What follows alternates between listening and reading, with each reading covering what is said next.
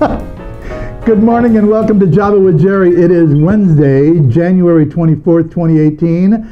And from the penthouse suite high atop Stadium Center here in the Platinum Triangle, you are on live with Java with Jerry. We're glad you're here. We hope you come back every Wednesday morning. Got a great show for you today. For those of you who are signed up at Orange Sliced, which is where you should go to sign up and get emails and warnings about what we're doing, you know that my guest today is Frank Mickadeit. We'll have a good time with him.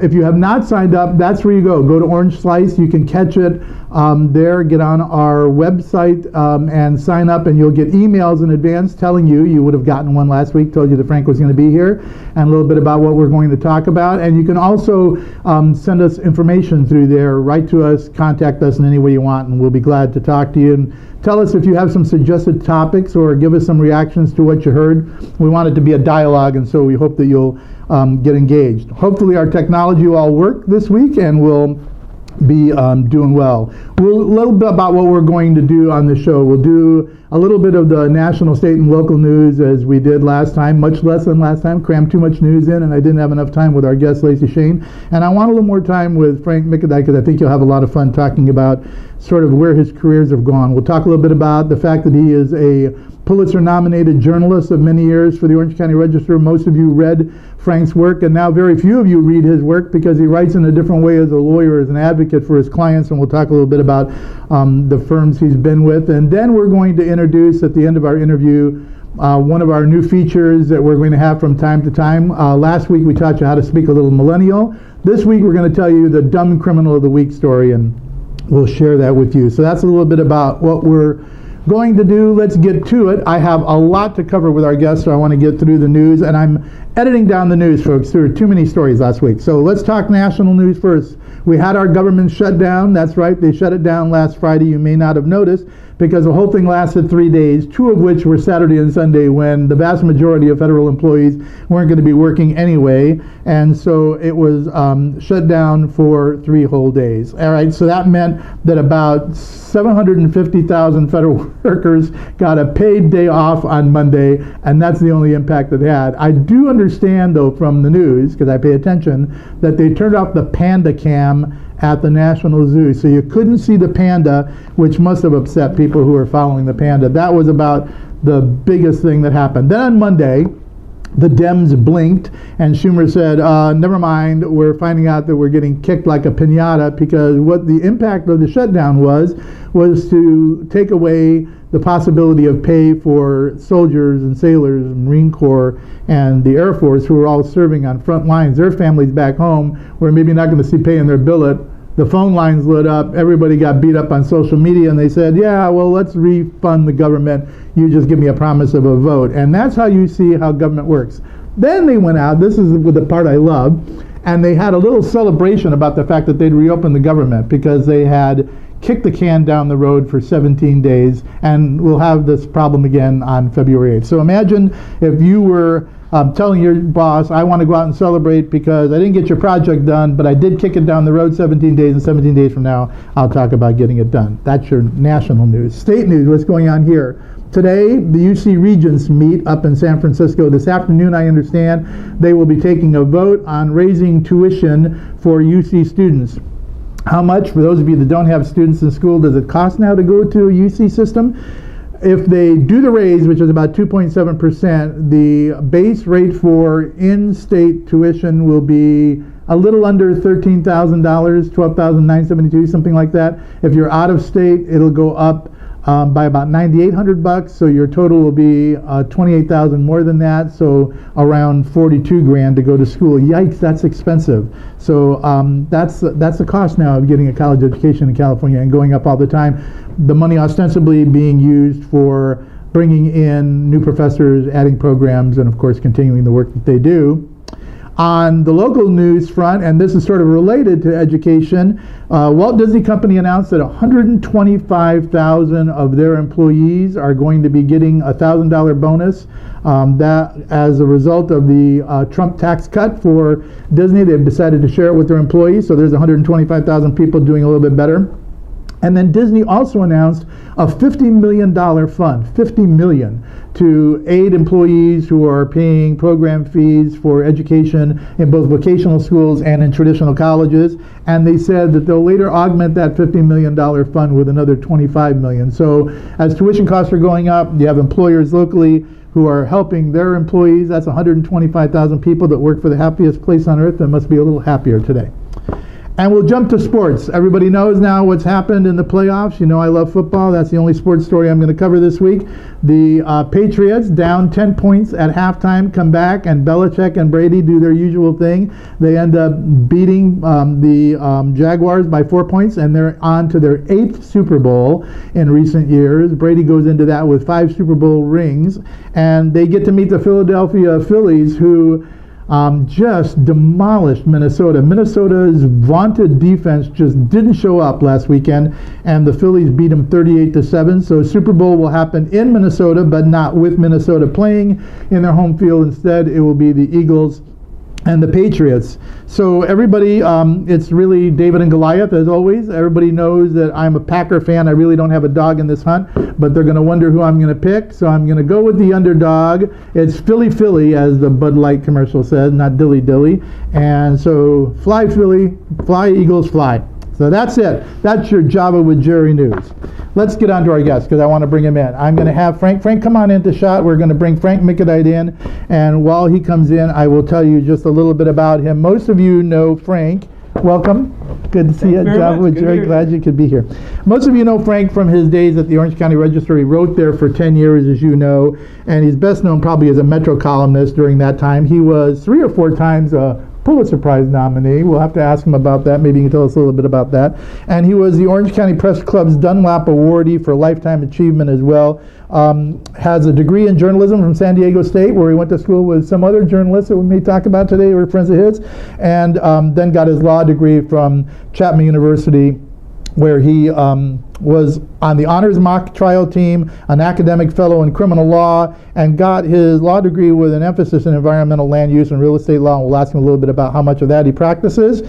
He's been part of teams that have obtained multi-million-dollar verdicts. He's been on both the defense and the prosecution side, admitted to the state bar in California, obviously, and to the Central and Northern District of California federal courts, as well as the U.S. Ninth Circuit Court of Appeals. Welcome, Frank. We're glad to have you here. Good to be here, Jerry. Yeah, I want to talk about a bunch of stuff, including things that you may want to talk about. But I want to start first by talking a little bit about your career as a journalist. And so tell me, you wrote for 10 years and were, I think, nominated 3 at times, if not 4 times, for the Pulitzer. Tell me about those nominations. Well, first of all, be clear, when I say I'm nominated for the Pulitzer, I'm nominated by my newspaper, by my colleagues at the newspaper who decide who to nominate. Every paper can nominate whoever they want. So it's not like I was one of the Oscar 5 finalists for any of these Pulitzers. You know, so, well, you're an Oscar 5 finalist. It's an honor to be nominated. Yeah, it yeah. That your colleagues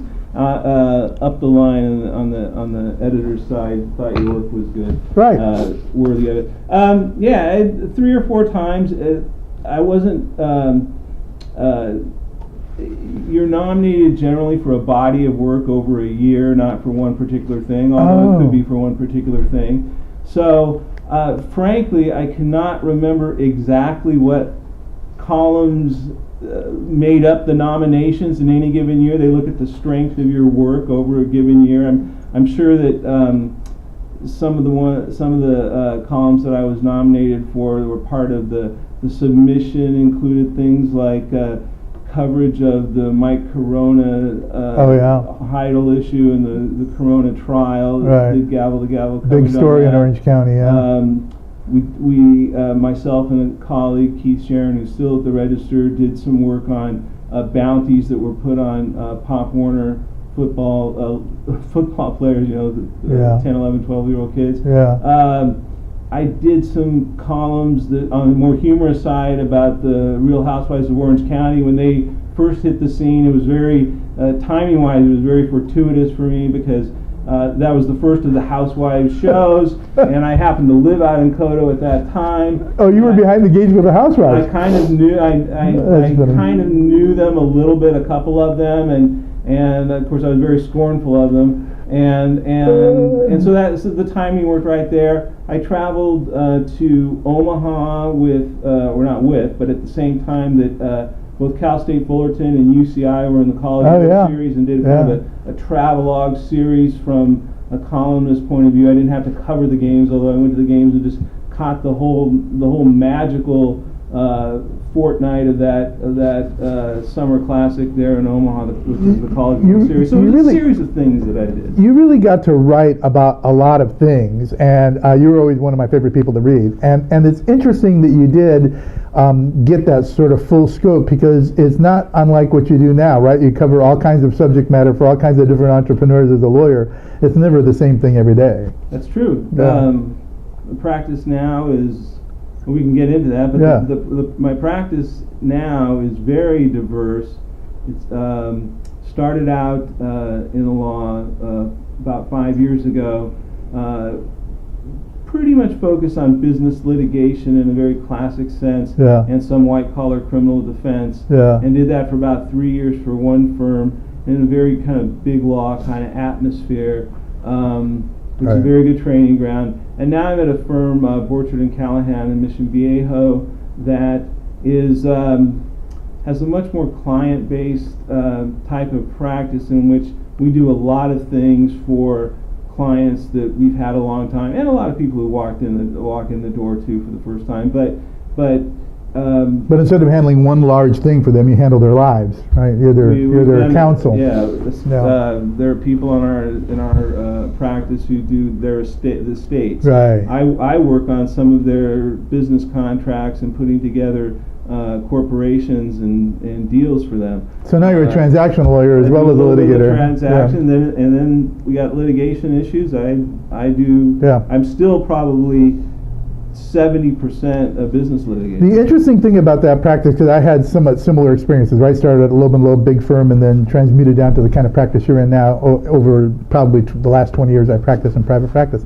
When you're doing that kind of practice, you really are much more the family lawyer, right? You're the counselor in the sense that you guide your clients as well as do their legal work, rather than just be battling for them in a courtroom. And that is the most satisfying part of what we do. Let's talk a little bit about the change, though. You used to cover gavel-to-gavel cases in the courtroom. Now you're in the courtroom. What did you like about each? What's the difference for you in terms of your day-to-day life, writing as a journalist and writing as a lawyer? Well, so two different things. One, the being in the courtroom part, and then the writing. So to talk about the being in the courtroom part, as a columnist, I was actually in the courtroom more than I am now as a lawyer. Is that right?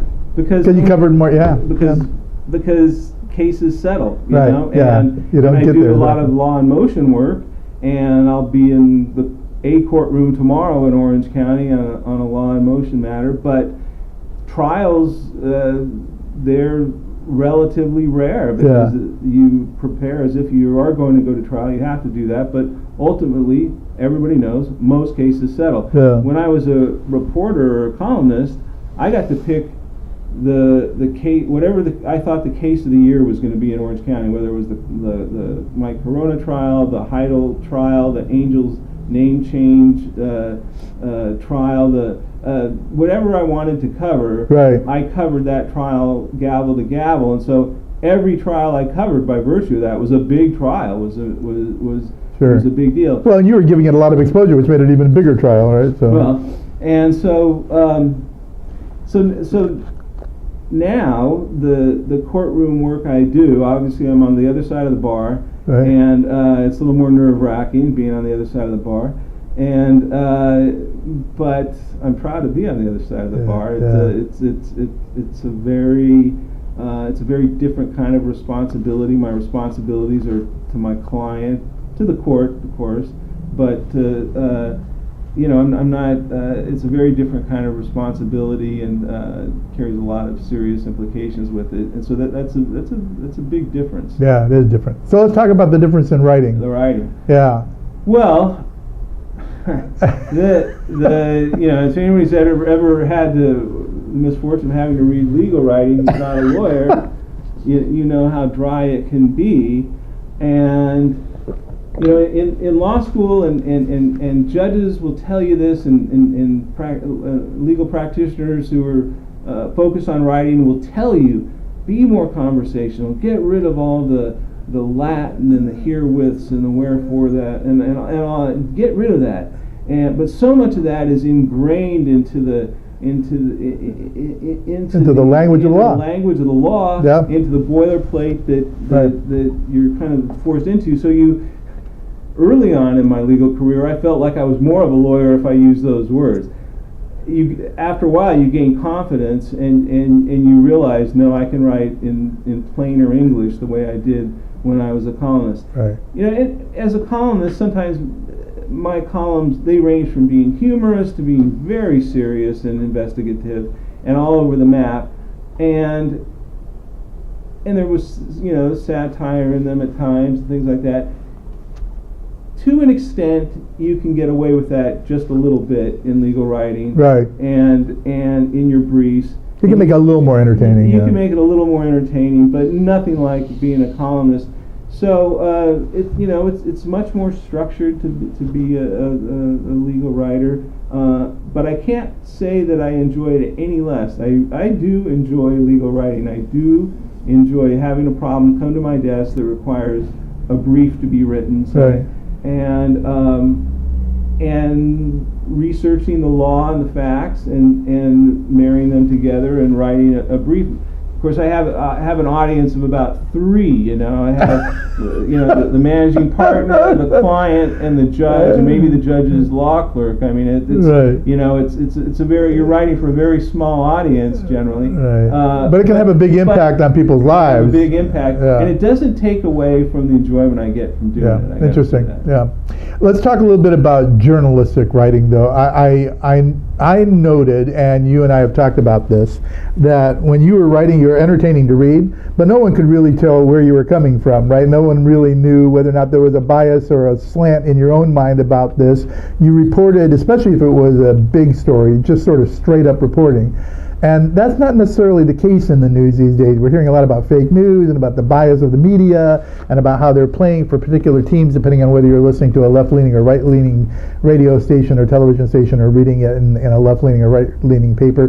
Do you notice the differences in journalism, Frank, from when you were a writer? Do you sense that the biases are becoming more obvious? Have they always been there? What's your impression of all of this? So, print and broadcast, 2 completely different worlds. And I won't even throw in talk radio because that has a born-in bias. We all know that what talk radio is about. But the evening news to me is radically changed from even 25 years ago.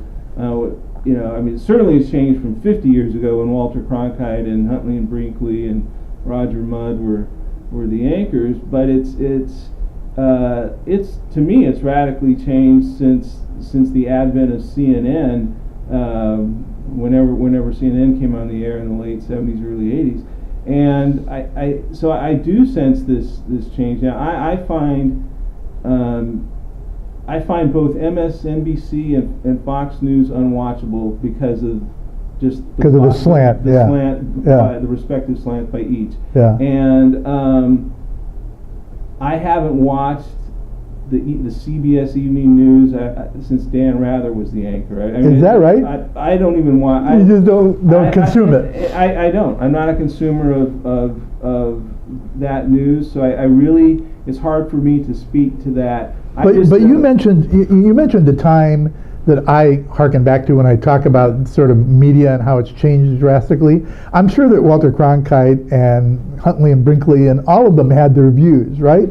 But they reported hard news as hard news, and you tuned in to William F. Buckley to hear opinion, or to Gore Vidal-Buckley debates to hear both sides. Now you get it sort of intermixed. It's like the op-ed page has melded with the hard newsroom. Right. And I think that's a downfall for media. Right. It took a lot to get Walter Cronkite to push him to go against the war of Vietnam. I mean, that was like the tipping point for the country. It was the tipping point for Walter Cronkite. A tipping point for a generation. But he finally did it, but it took a lot.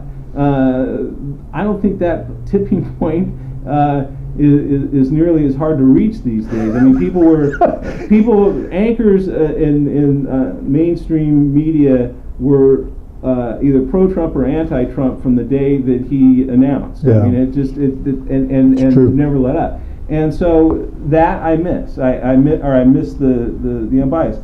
I think there are places still in broadcast media I find relatively informative, and they at least they wear their biases on their sleeves and they do straight reporting. And you consume it? Do you consume that? I do. I listen to. So what do you listen to? Well, my conservative friends will say I'm a lefty for saying this, but I find much of NPR to be straightforward. I find KPBS or PBS NewsHour. Yeah, our local PBS stuff. Yeah. To be straightforward. I find certainly regular mainstream KNX radio to reports to be straightforward, but I find that that those are places hard in between. I like watching Meet the Press on Sunday mornings. They're up front. Their commentators are up front with their bias, but I think that I think it's a very educational, informative show, and I appreciate that. So I do find some broadcast media that I look for and I trend to. Print media, a whole different deal. The way that it's changed in the last 20 years. The way it's that industry is under assault. So is that part of why the change is happening there, or do you think the change is happening there for the same reasons the biases are just becoming more obvious? I remember when I read you, I couldn't tell.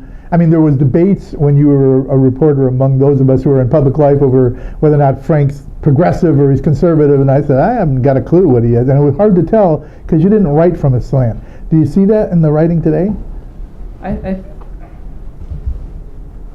I think the bias, one of the things I came to realize as a journalist, late in my career, it took me 20 years to admit it probably, or to realize it, was that we were all coming from a point of view. Everybody there had a point of view. At the Register, at every paper I ever worked at, and you had to work at keeping it out. And one of the things that the senior editors talked about, the good ones, really talked about keeping that out and taking steps to keep that out. Yeah. And I think at the Register during the time I was there, and now I think they keep that off the news pages. No, there are writers there now like Marty Wiskel who writes straight up, and you don't know where Marty is, you know. Right, and so Martin Wiskel, this is a good story. Martin Wiskel and I have known each other for almost 40 years. We went to college together at San Diego State. I didn't know that. We worked on the school paper together. I was a journalism major. He may have been a journalism major, but anyway, he took the journalism classes. He worked on the paper. He got his journalism chops there. In those days, he covered the San Diego jazz scene, and I covered mostly sports, San Diego State sports. That's funny. But we got to know each other, and I can tell. And then Marty and I worked on papers together, and we both got into the hard news side of journalism pretty quickly after college. And I can tell you that Marty Wiskel has a very personal point of view about politics and the way the world should work.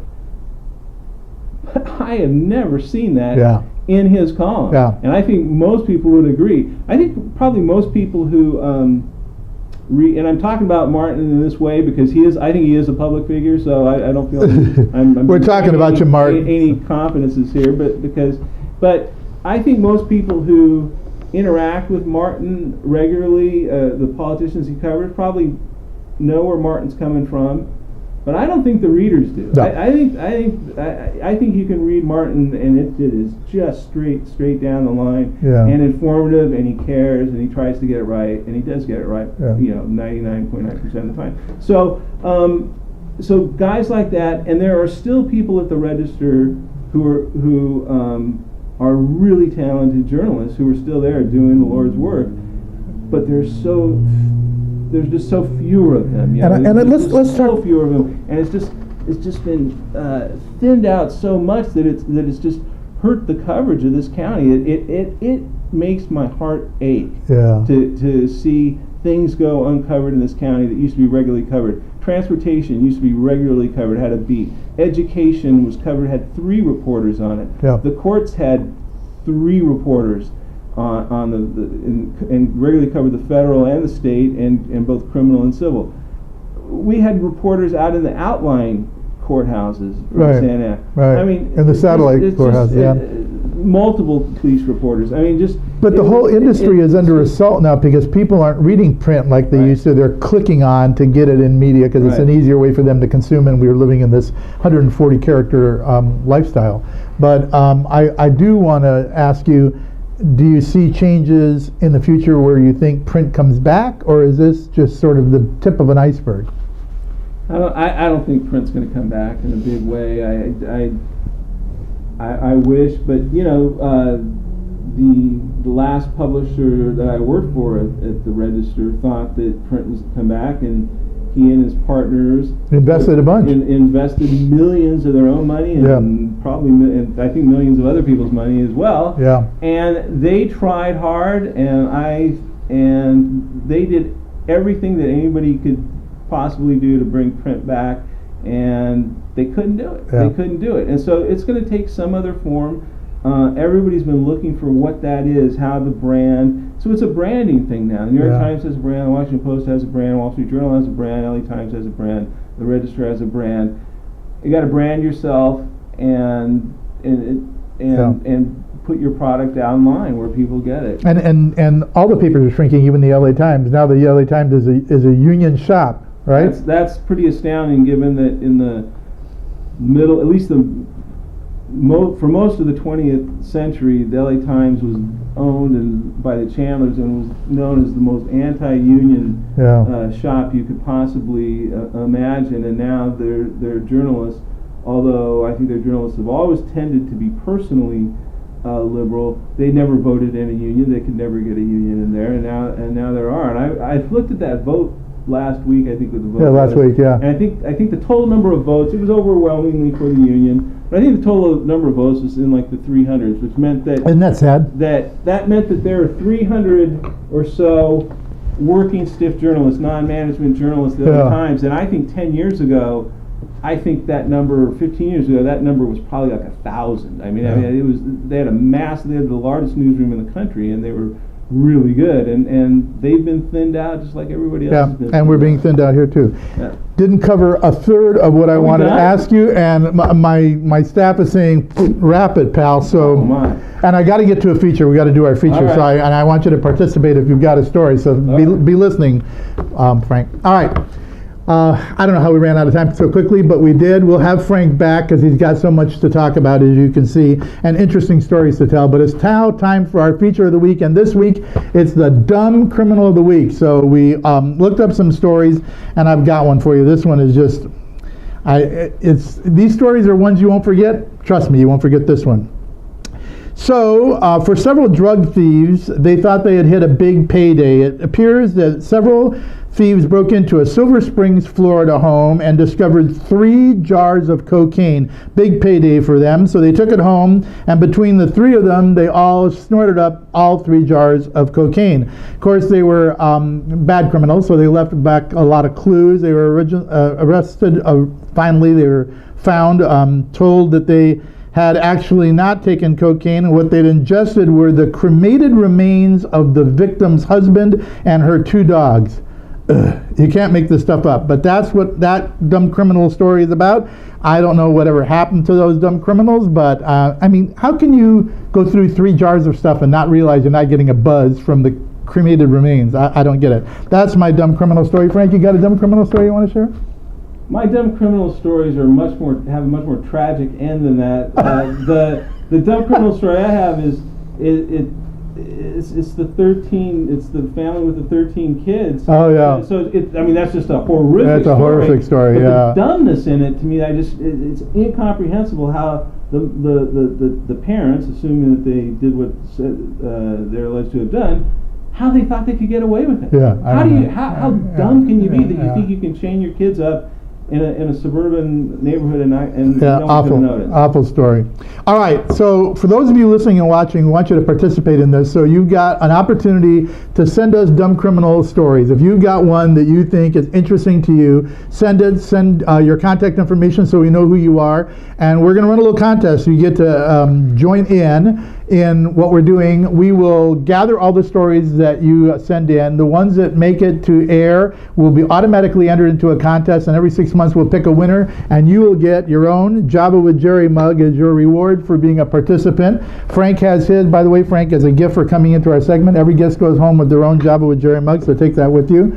And we hope you enjoyed our show today. We want you to come back and see it frequently. Next week, our guest will be Sharon Ellis, the Chief Executive Officer of Habitat for Humanity, Orange County. We'll talk a little bit about her work in California with her colleagues and all the other affiliates to do something about affordable housing for our millennials and workforce. So we want you to tune in for that.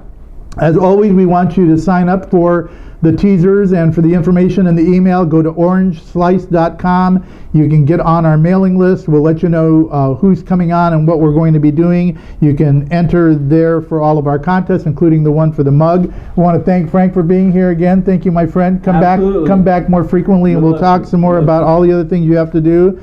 That, I think, is our show. Until next week, have a good week, make good decisions, and we'll see you next week on Java with Jerry.